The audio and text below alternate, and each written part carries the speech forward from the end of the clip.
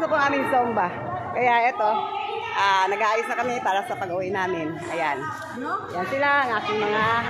Ang hindi makarinig din eh, ang lakas sa boses ko. Ano daw? Ulit. O, di ba? Lakas sa boses ko, di nyo marinig. O, sadyang bulo ko, di wala ko itin.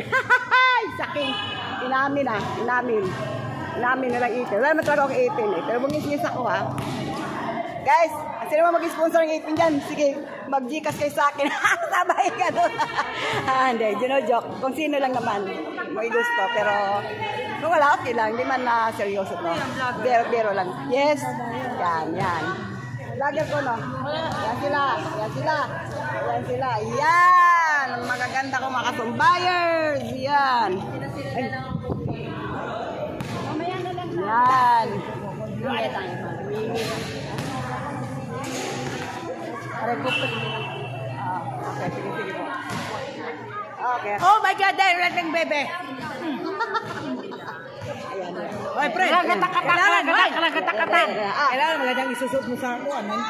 Barbie. Sige, bahala. Ayusan niyo ako. Ay, mag-Barbie ako. Alam mga guys, hanggang dito na lamang po. I love you. God bless po sa inyong lahat.